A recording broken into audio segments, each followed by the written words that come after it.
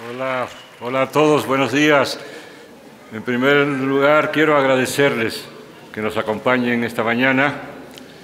En segundo lugar, quiero reconocer a nuestros legisladores que nos acompañan hoy, nuestros concejales, concejalas, y desde luego a nuestro podio maravilloso de lujo, a nuestra alcaldesa Gaby Osorio, una alcaldesa extraordinaria. Sí, desde luego es tiempo de mujeres, así que también saludar a nuestra presidenta, organizadora, coordinadora de los diputados de la Ciudad de México, la compañera Xochitl Bravo. De tal manera que tenemos acá un podio con personas muy comprometidas, y eso es el caso de nuestro comité ejecutivo de la Ciudad de México, que apenas en pocas semanas se han puesto las pilas y hemos hecho un trabajo que no se había hecho de contacto con nuestra militancia. Como ustedes seguramente ya escucharon, hemos estado haciendo asambleas. En primer lugar, quiero empezar a explicarles qué es lo que estamos intentando. Un conjunto de asambleas de primer contacto, asambleas de comunicación que hicimos en nuestro local, 16 asambleas con cada uno de los compañeros y representantes de las distintas alcaldías. Y luego luego de ese primer contacto donde recabamos información básica sobre con quiénes contábamos y cuál era el primer diagnóstico, el primer análisis de la situación en la Ciudad de México por lo que hace al partido político Morena, estamos iniciando una segunda fase. Esa fase es el de una gira por toda la ciudad, por todas las alcaldías, y en esta segunda fase ya estamos en una fase organizativa, de tal manera que estas son ahora asambleas organizativas, porque como nos van a explicar nuestra secretaria general y nuestro secretario de organización más adelante, tenemos un plan de establecer un sistema de comisiones en toda la ciudad, sobre todos los temas estratégicos que queremos abordar. Esas comisiones serán la estructura básica de trabajo, que a su vez se desplegarán en los comités de base que vamos a organizar por secciones electorales, y a su vez serán el fundamento para un conjunto de actividades en términos básicamente de organización y formación política. Ya lo dijo nuestra alcaldesa, un partido sin estructura organizativa pues no va a llegar muy lejos, pero menos lejos va a llegar si no tiene un sistema muy robusto y muy extendido de formación política. Necesitamos que nuestra gente esté avispadísima sobre lo que ocurre, por supuesto, en nuestra ciudad, lo que ocurre en el país, pero también lo que ocurre a escala mundial, porque esto nos afecta de una u otra manera. En el proceso de construcción de Morena, eso lo vimos en varios momentos. Cuando teníamos una condición desfavorable a escala regional en los países hermanos de América Latina, eso nos frenaba en nuestro desarrollo. Y cuando se aceleraban los procesos de cambio en América Latina, como por magia, empezábamos a tener mayor dinamismo en nuestro proceso. No seamos aldeanos, no vivimos aislados, somos parte de una gran comunidad que es nuestra ciudad, que es nuestra alcaldía en primer lugar, y también somos parte de un gran país, como lo han repetido nuestros líderes. Andrés Manuel López Obrador ha hecho de eso un elemento central sobre la grandeza de México, y nuestra presidenta Claudia Sheinbaum prosigue este camino, de tal manera que tenemos que tener conciencia que somos parte de un proceso más amplio. Lo que queremos entonces es crear un sistema de organización que funcione, para lo que nos va a ayudar mucho, y va a hablarnos de esto nuestro secretario de organización, el proyecto de la Dirección Nacional de Morena de realizar un nuevo padrón, un padrón que ahora sí funcione, que sea amplio, muy ambicioso. Vamos a afiliar un mínimo de 10 millones de mexicanos. Creo que lo vamos a rebasar.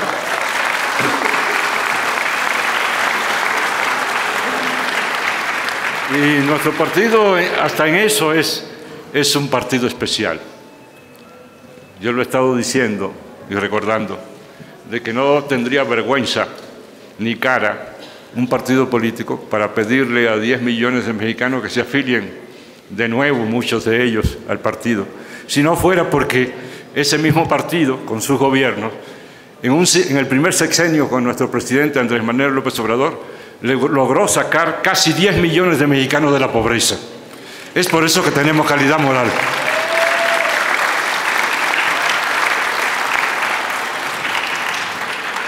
Quiero decirle en breve de qué se trata cuando hablamos de Morena, porque a veces no tenemos una idea suficientemente amplia de lo que eso significa.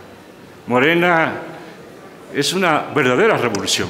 Cuando el presidente dice que somos la cuarta transformación, hay que recordar que las tres anteriores, las que nos precedieron, todas fueron revoluciones. La revolución de independencia, la revolución de reforma, la revolución mexicana y ahora la cuarta transformación. ¿Qué quiere decir que son revoluciones? Que están tratando de hacer transformaciones no de superficie, no cosmética, sino transformaciones de fondo. Hemos ido gradualmente avanzando. En la primera fase, nuestro presidente Andrés Manuel López Obrador consolidó un nuevo modelo de gobierno que ha sido un elemento, una clave fundamental para el éxito inicial de Morena, de lo que voy a hablar un poquito más adelante. Porque si no hubiéramos dado a la gente la idea clara de que los gobiernos de Morena son gobiernos diferentes y que tienen resultados, como el del abatimiento de la pobreza, desarrollar sistemas igualitarios para mejorar la vida de nuestro pueblo, el hecho de que Morena ha introvertido como un elemento fundamental de su naturaleza misma como organización política, el hecho de que venimos prácticamente con la intención de provocar un cambio en el país por lo que hace al bienestar de la población. Ese es nuestro único asunto, nuestra preocupación fundamental. Fuera de eso, no hay nada que sea superior a conseguir mayor igualdad y bienestar en nuestro pueblo. Pero Morena es un fenómeno que tiene asombrado a América Latina, a nuestros países hermanos y al mundo. Fíjense ustedes lo que se ha logrado en los últimos tiempos. Después de su proceso de constitución, de eso voy a hablar un ratito, el movimiento que construimos se constituyó finalmente en partido político. Eso ocurrió en 2014, es decir, hace 10 años.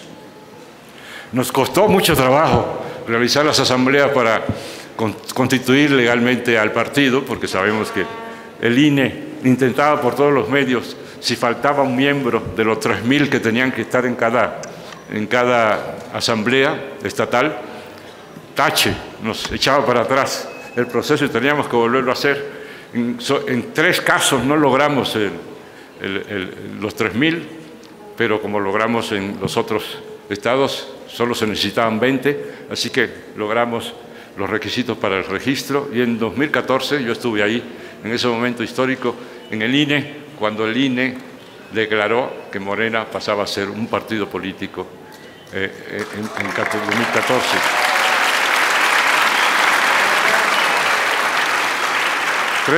Previamente tuvimos que pasar por la aduana democrática del propio movimiento, porque desde sus inicios este fue un movimiento y un partido democrático, y eso tenemos que recuperarlo, porque en gran medida lo hemos estado perdiendo, y para eso venimos, para restaurar esa tradición democrática. La tradición democrática fue que no dimos el paso de empezar a constituir el partido político hasta que nuestra militancia, por medio de una consulta, dijo sí en el 85% de que sí formáramos el partido político. Fue un acierto de nuestros militantes. Tuvieron la intuición de que necesitábamos este instrumento, pero que este instrumento corría el peligro de que hiciéramos de nuestro movimiento lo de siempre, la repetición de lo mismo. Y por eso se insistió en el primer congreso que hicimos en que no seríamos un partido tradicional, sino que seríamos un partido movimiento, que es lo que concebimos como Morena en este momento. Es decir, un partido que fuera capaz de vincularse con los movimientos sociales y atraer los grandes temas que preocupan a la gente a la palestra política. En esos 10 años hemos logrado ya la presidencia de la República en el 2018, pero veamos esta última fase. Ahora, de nuevo logramos la presidencia de la República, ya no con 30 millones de votación, sino 36 millones de votación. O sea, no solo no disminuyó, sino que aumentó.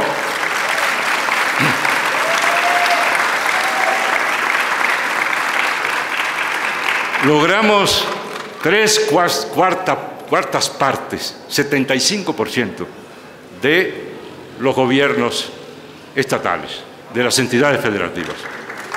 24 de 32. Obtuvimos mayoría calificada en la Cámara de Diputados y en la Cámara de Senadores. Ganamos la jefatura de gobierno de la capital con nuestra compañera Clara Brugada. Y para los que somos de Tlalpan, logramos nuestra alcaldesa en Tlalpan, ocupando la jefatura de esta alcaldía. Y bueno, y para que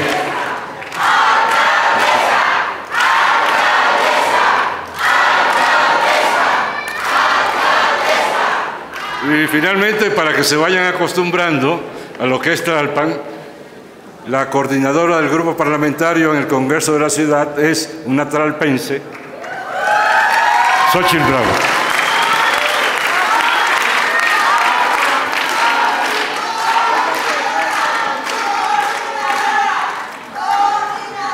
Así que ya circula el rumor de que hay que tener cuidado con Tlalpan, porque todo lo acapara.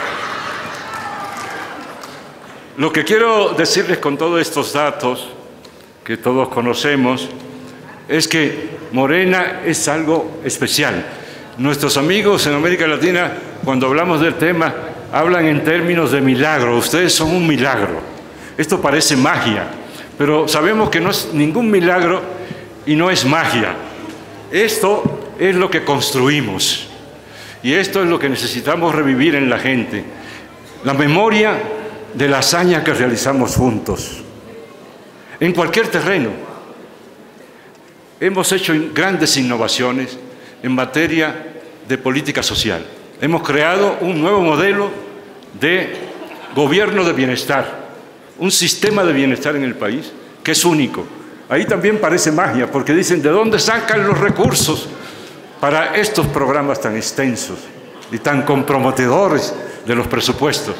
Pues hemos podido hacerlo. Hemos creado un sistema sociocultural nuevo. Hemos transformado la conciencia, la visión, la perspectiva de país de los mexicanos, todos juntos, en lo que nuestro dirigente ha llamado la revolución de las conciencias. Eso no fue espontáneo. Eso fue construido por todos laboriosamente, en función de un conjunto de actividades que incluyó, por supuesto, un sistema de formación política que construyó directamente nuestro dirigente. Yo estuve ese día cuando el presidente Andrés Manuel López Obrador nos convocó a un grupo como de 12 personas para que empezáramos a realizar el primer programa de formación política. Y él dijo, este primer programa de formación política de nuestro movimiento tiene que ser un programa de jóvenes. Necesitamos crear un ejército de jóvenes en todo el país. Lo hicimos regionalmente, empezamos por el sur, por el sureste, en Villahermosa, eran formaciones regionales, atrayendo jóvenes de varios estados de la República y concentrándolos en una región, luego fue el centro, luego fue el noroeste, etcétera, de tal manera que cubrimos todo el país. Muchos de nuestros mejores cuadros actuales se formaron en ese primer programa de formación política. Así que no fue improvisado, fue planeado, fue construido con la participación de todos. No hay un partido político en América Latina que haya llevado tan lejos en realizaciones, el reclamo de la equidad de género, que es una de las reclamaciones fundamentales de nuestra población. Hemos llevado incluso casi a la obsesión el asunto de la equidad de género y hemos llegado a la conclusión de que cuando hay duda por un asunto de las aritméticas, de que hay números que son impares, si los números son impares, el número mayor le corresponde a las mujeres en el Congreso, etc.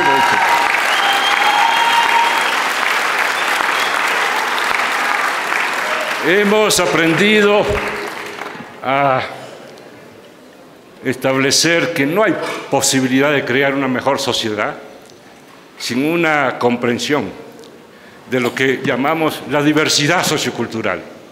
En esa diversidad, por supuesto, está la diversidad sexual. Para eso tenemos una secretaría en nuestro comité.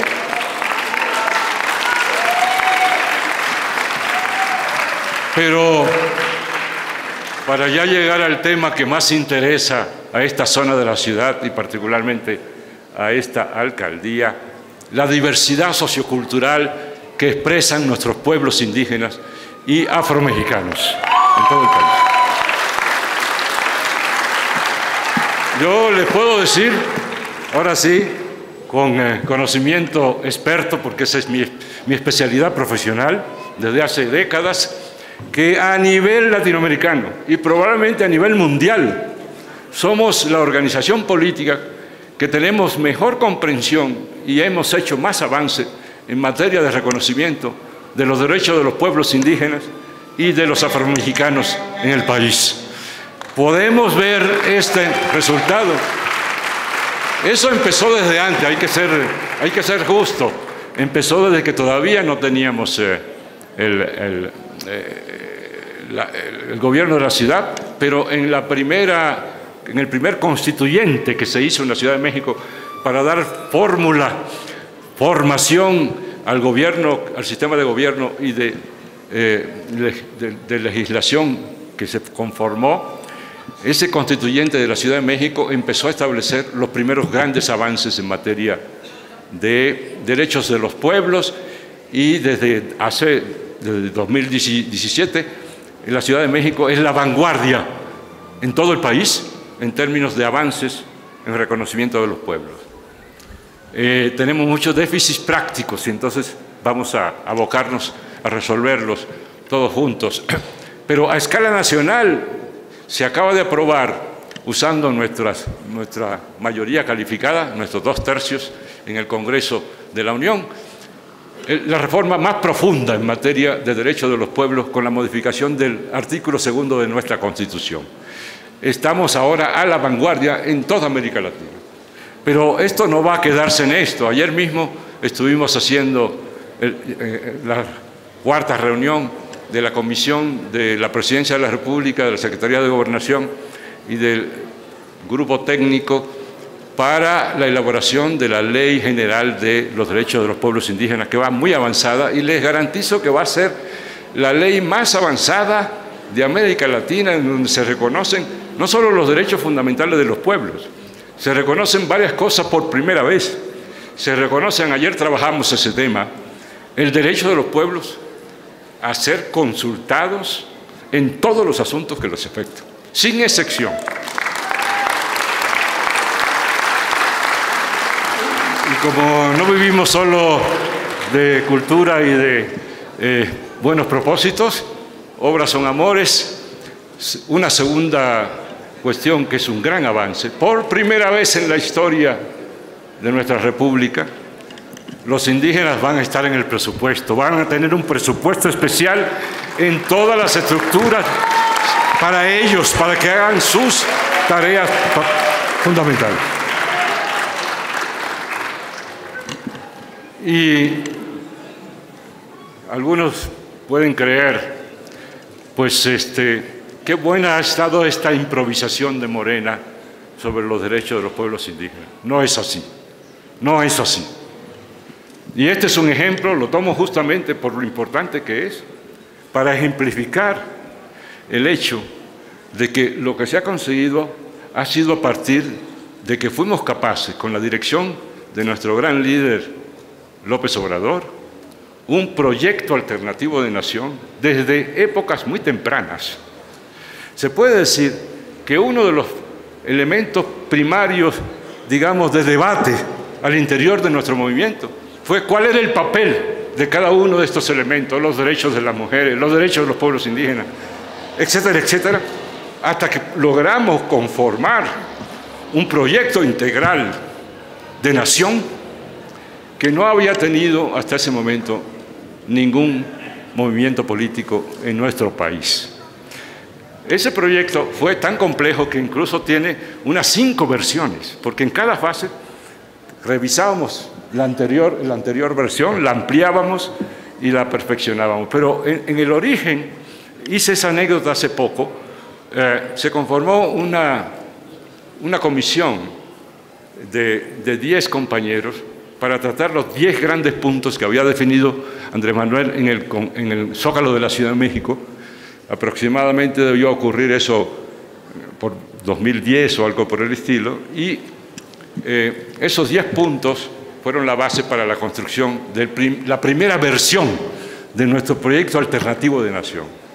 Y en esos 10 puntos había, por supuesto, una jerarquía. Estaban los derechos económicos, sociales, los temas, digamos, que consideramos los grandes temas de los proyectos políticos. Y, por supuesto, el punto número 10 era la cenicienta de siempre, los derechos de los pueblos indígenas, afromexicanos, los derechos de las mujeres, los derechos de la diversidad, eran el punto número 10, después de los grandes temas y muy importantes temas.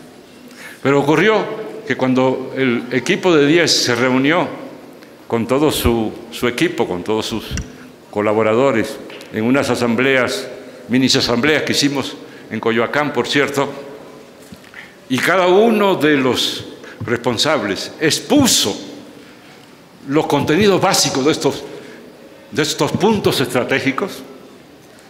Al llegar al punto 10, se puso el punto 10 y ocurrió un milagro.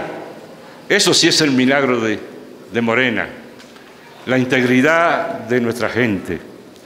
Y todos los que conformaron los 9 puntos anteriores, grandes personajes, de los pensadores mejores que tenemos, dijeron casi de manera automática, milagrosa, por eso parece ser. No, el punto 10 no es el punto 10 de nuestro proyecto. El punto 10 es el punto 1 de nuestro proyecto. Y eso modificó la perspectiva de nuestro partido. Y esos son el tipo de decisiones importantísimas que son el secreto del éxito que hemos tenido. Porque eso lo que revela es que nuestro apoyo, por ejemplo, a los pueblos indígenas, no es un apoyo circunstancial.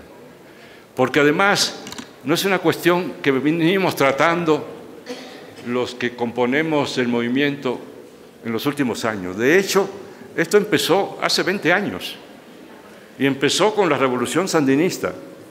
Los sandinistas, para los que son más jóvenes, porque los demás por lo menos recordarán que hubo un gran problema en la costa atlántica de Nicaragua, de que los famosos indígenas misquitos, sumos, ramas, garífonas, se levantaron en armas contra el gobierno sandinista, un gobierno revolucionario que tenía las viejas ideas de que solo las clases existían y que no existían los sectores socioeconómicos y culturales, de que todo era clase obrera y que no importaban ni los campesinos ni los indígenas. Pues esos campesinos y esos indígenas se levantaron contra el gobierno revolucionario y estuvieron a punto de tirarlo, porque inmediatamente metió la mano también el imperialismo norteamericano tratando de sacar ventaja. Por tanto, aquello se complicó enormemente. En 1984, hace 40 años, los sandinistas averiguaron cómo estaba el tema en América Latina y encontraron que solo en México se había tratado ese tema, que ya había un grupo que ahora son parte de Morena, que desde principios de los años 80, de hecho, incluso algunos todavía antes, más atrás, estaban tratando el tema y habían elaborado propuestas de autonomía para los pueblos indígenas, como solución para los problemas nacionales, lo que llamamos los problemas étnico-nacionales. Así que dos compañeros, un compañero, no voy a decir nombre, y yo fuimos, por decirlo así, reclutados para ir a Nicaragua. Ahí empezó nuestro aprendizaje.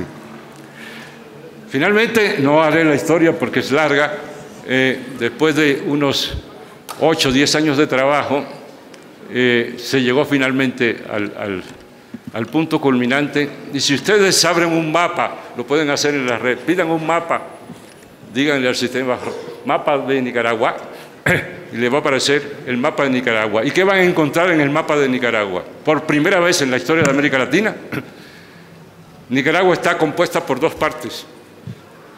La parte occidental, que llaman en Nicaragua la parte española, es la de los mestizos, nosotros los carapálidas, los que formaban parte, digamos, de la tradición hispánica. Y del lado derecho, del lado oriental, de arriba abajo, hay dos regiones autónomas que ocupan la mitad del país. La región autónoma del Atlántico Norte y la región autónoma del Atlántico Sur. La mitad del país son regiones autónomas en Nicaragua como fruto de ese primer trabajo y esa primera experiencia que tuvimos los que ahora somos de Morena en ese proceso. Luego vinieron las experiencias de Guatemala con el movimiento indígena de Guatemala, con menos suerte, por cierto, la experiencia en Chile con los mapuches, la experiencia en Bolivia con los pueblos indígenas, donde se estableció un régimen de autonomía de 5 niveles de autonomía. Ahí estuvimos también, etcétera.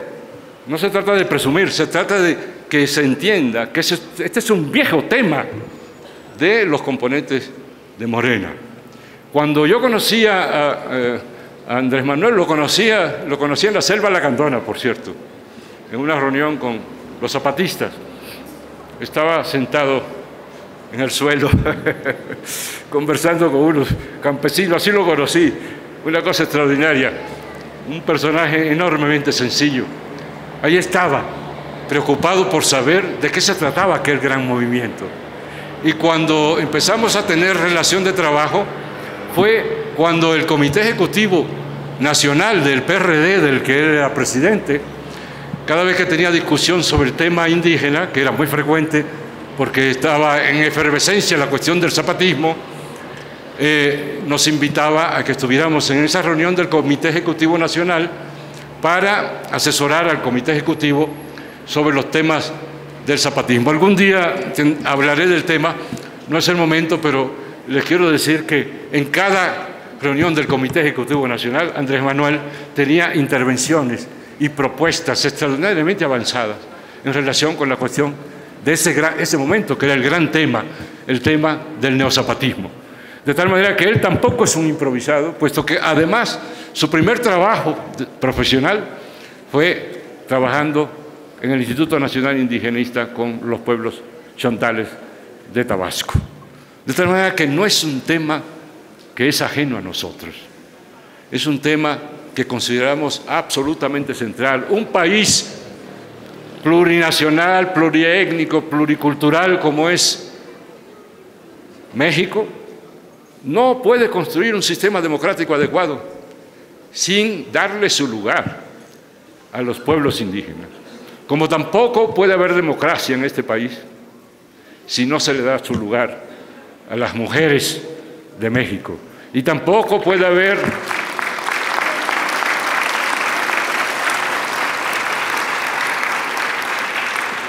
democracia en general en el país si es un país construido sobre la desigualdad y la injusticia. Un país en donde una minoría concentra lo fundamental de la riqueza y tenemos vastas masas, sectores enormes de pobres. Eso es lo que empezamos a resolver con bastante éxito. Ya nuestros informantes nos indican que próximamente, cuando se anuncie el nuevo resultado de los datos sobre la situación socioeconómica del país, vendrá información muy baja de la pobreza en México, lo cual es un gran éxito.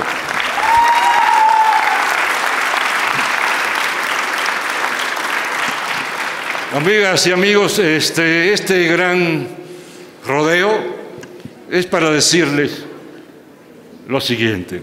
Morena es una hazaña sociopolítica reconocida en América Latina y en el mundo. Eso es lo que tenemos, eso es lo que hemos construido juntos y eso es lo que tenemos que cuidar. Lo tenemos que cuidar por varias razones. La primera de todas, porque necesitamos un órgano político, un instrumento político que sea lo suficientemente robusto, sólido, claro en sus propósitos, para que podamos defender lo que hemos conquistado como proyecto. Particularmente para que podamos sostener, apoyar como partido a nuestro gobierno, al gobierno federal con Claudia Sheinbaum, en nuestro caso al gobierno de Clara Brugada en la Ciudad de México.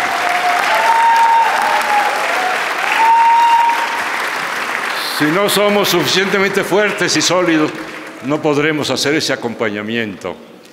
Por tanto, lo que nos proponemos el Comité Ejecutivo de la ciudad es intentar que rebasemos nuestras dificultades y nuestras debilidades, porque las tenemos. El primer requisito para resolver un problema es que aceptemos que el problema existe. Y hacemos demasiado retórica y demasiado demagogia cuando hablamos de nuestro partido como si fuera un dechado de perfecciones. Es un partido enormemente poderoso, es lo máximo que hemos hecho en la historia de nuestro país como instrumento político, pero tenemos dificultades, tenemos debilidades y lo que queremos es enfrentarlas y, en la medida de lo posible, resolverlas. Tenemos todavía un sistema de formación política muy débil y, en consecuencia, tenemos muchas debilidades político-ideológicas. Tenemos que fortalecer esa visión del país y de la política. Para ello vamos a definir un programa de formación política para nuestra ciudad, con las características de nuestra ciudad. Entre otras cosas, dediqué un poquito más de tiempo al tema de la diversidad sociocultural y particularmente étnica de nuestros pueblos indígenas, porque es un buen ejemplo de la forma incorrecta en que hemos abordado la cuestión de la formación política, porque en una ciudad que, como bien se ha dicho, es asombrosa porque es una ciudad de pueblos, de barrios originarios y pueblos indígenas, etcétera. Incluso tenemos algunas comunidades afromexicanas. Damos formación política sobre los principios filosóficos del liberalismo, etcétera, pero no abordamos en la formación la importancia del tema étnico como un tema fundamental para nuestra militancia. ¿Cómo vamos a resolver el problema si son los indígenas los que están tratando de comprender su propia realidad y plantearla como una problemática nacional y el resto de nosotros, los carapálidas, no entendemos una palabra de lo que está pasando en ese territorio? Necesitamos que nuestros militantes tengan claridad sobre la importancia de este tema, como necesitamos también que nuestros militantes tengan claridad sobre la implicación que tiene para la construcción de una sociedad más democrática, más justa, la defensa de los derechos de las mujeres en el país. Los problemas de los indígenas no son un problema solo de los indígenas, son un problema de todos. Los problemas de las mujeres son un problema de todos, y así por el estilo. Esa es la nueva concepción ético-política de nuestro movimiento desde los inicios, porque como ahora lo he dejado un poco de lado, pero lo considero central, una de las peculiaridades de Morena es que también desde el principio arropó todos estos grandes temas con el tema de la ética política, el tema de la moral en la acción política, es decir, el tema de los valores y principios que adoptamos. También en esto hemos tenido algunas bajas en los últimos tiempos. Necesitamos recuperar los grandes principios éticos y políticos de Morena y colocarlo en el lugar que le corresponden. Yo digo que es la columna central, aquella que sostiene todo el edificio de nuestro partido. Si permitimos que con nuestras malas prácticas políticas en muchos terrenos se debilite esta columna, corremos el riesgo del derrumbe. Yo digo que la derecha, que no entiende nada, esto sí lo ha entendido. Entiende que una de nuestras fortalezas, una de las razones por las cuales no han podido hacer nada con nosotros, no pueden con nosotros, es porque entienden que tenemos esta peculiaridad, que nos defendemos con la idea de que la gente comprenda que no somos iguales, que no somos como ellos, que tenemos valores y principios propios. Por tanto, tenemos que aferrarnos a esa columna, abrazarnos a la columna ética, porque si nos igualan, nos ganan. No somos iguales y así tenemos que permanecer. De tal manera que tenemos que revisar estas prácticas. Lo haremos, por supuesto, para empezar en la ciudad, pero estoy seguro de que nuestros compañeros de la Dirección Nacional harán lo propio en su momento y a su estilo particular.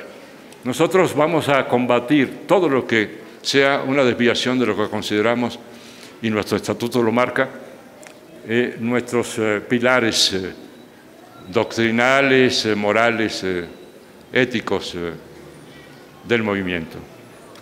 Eso es lo que vamos a buscar lograr.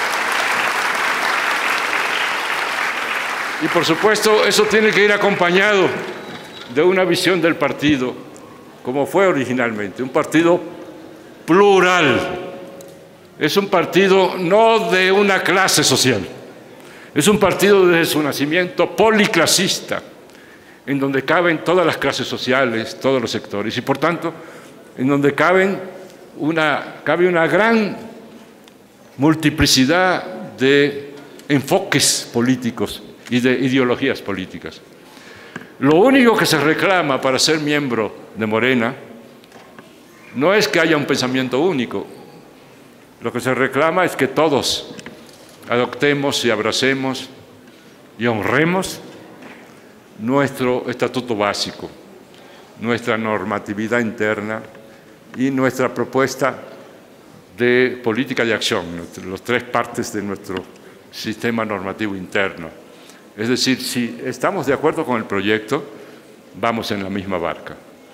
Por tanto, vamos a desterrar esta demagogia simplona de estar reclamando unidad en abstracto. La unidad tiene que ser concreta y esa unidad tiene que fundarse en los principios del partido, en el estatuto y en el proyecto. Es la unidad por el proyecto, no una unidad a fuerza para evitar otras cosas que son parte de nuestros defectos que vamos a resolver lo más rápido posible. Uno de ellos es el de que de esta manera, acudiendo a un reclamo de unidad abstracta, de esta manera se calla, se silencian las voces disidentes. Eso no es posible. En un partido democrático tiene que admitirse la presencia de ideas diversas que deben discutirse con la civilidad correspondiente. Por tanto, también estamos en desacuerdo con la idea de que un partido, para que funcione bien, tiene que ser un partido de militantes silenciosos. Por supuesto que no.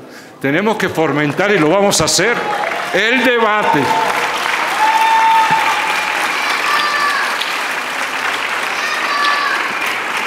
Estamos debilitando al partido cuando no admitimos, es buena palabra, la autocrítica, y cuando no admitimos sobre todo la posibilidad de debatir las ideas.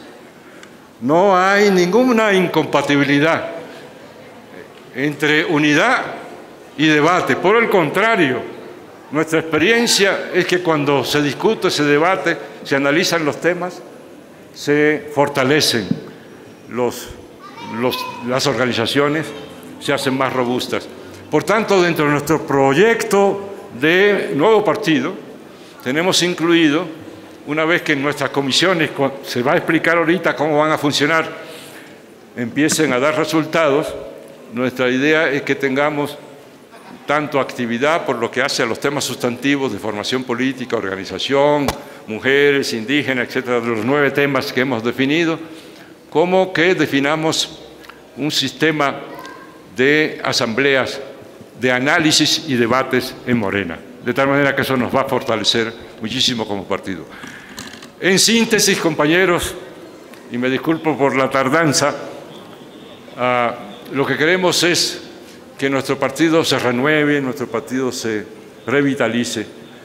Los vamos a llamar, pero para llamarlos tenemos que tener un contacto.